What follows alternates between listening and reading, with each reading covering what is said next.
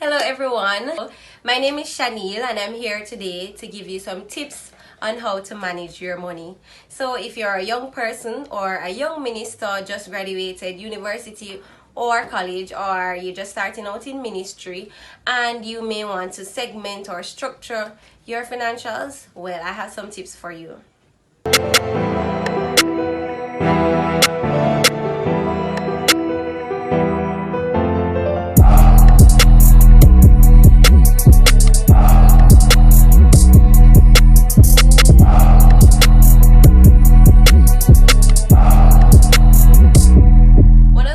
That I normally recommend that people do is that they get a credit score. There are a lot of companies in Jamaica that offer credit score reports on individuals' financial state, and it allows you to understand where you're paying debts and the interest rate that you're paying on those debts.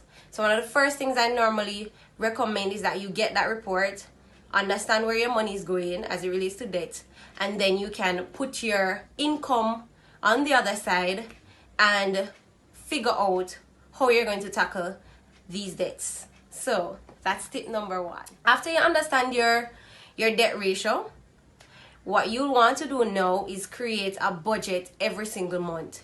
So it's very important that you understand where your money is going, because if you don't know where your money is going, then how is it that you're going to track it to know where you can do better on and to know what you can draw back on? So I recommend creating a budget. For me, one of the first two things that comes out of my budget is savings and my offering. So those are compulsory. I have two tricks that I use for my savings, or rather for my budget. When I look on savings, I ensure that my savings is always on a fixed account.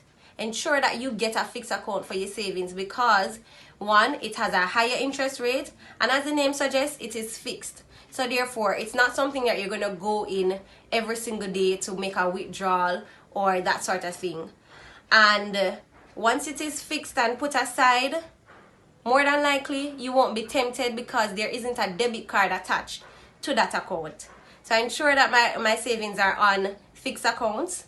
Another thing is to ensure, another trick of mine is to ensure that you set up a standing order on that account. So wherever your funds go, wherever your income go or your salary go, whichever account it goes into, ensure that there's a standing order on that account for your savings. And one thing I normally do, so if your income comes in the 25th, let's use that date, every month, ensure that a standing order is set up for the 26th of the month. Why? As soon as your salary hits the account, the next day your savings will be out, and now you'll know what you're really working with. You understand? And it's just also a way of getting you to get accustomed with the amount that you are actually working with and not be tempted to go into your savings. And so that's compulsory. Your savings is out, and then you know what you're working with. So guys, those are things that will take discipline and working overtime, but you can actually get it. And after you see that your account is growing and your savings is growing and it's gaining interest, you'll actually be motivated to continue. So a lot of young people may not be interested in life insurance. They don't see it as something that is really necessary, especially being young, vibrant. They don't think that it's time to think about life insurance, but trust me, it's the best time for you to get a life insurance. I'll tell you why.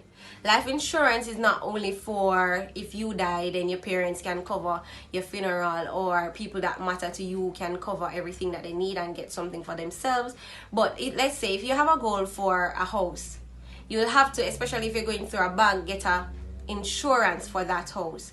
What life insurance will do for you, it will cover that insurance. So instead of you getting an insurance which only stands for the house and not for you personally, you would get one that covers if you are thinking of buying a house and also for your personal benefits, because the one that the bank give for mortgages just covers the mortgage. In case you die, then they'll cover the mortgage or the payment for the house.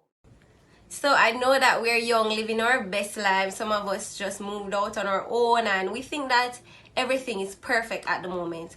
But if God actually allows you to live until 50 or 60, what will you do then when perhaps you decide to stop work, or you may not be able to stop work for whatever reasons. So one of the wisest things for you to do is ensure that you have a pension scheme. Regardless of the fact that you may be self-employed or you're a contract worker, you can set up a pension scheme for yourself. Most full-time staff will have pensions from their company. However, if you don't, I suggest that you do.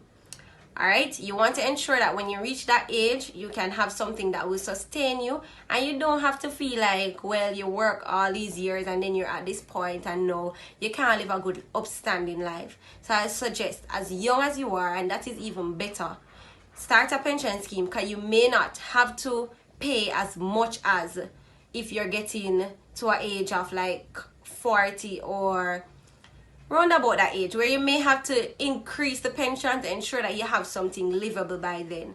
So since you're young and you have age on your side now, I'll definitely encourage you to get a pension scheme. That's something that I think is important and something that will pay off in the long term.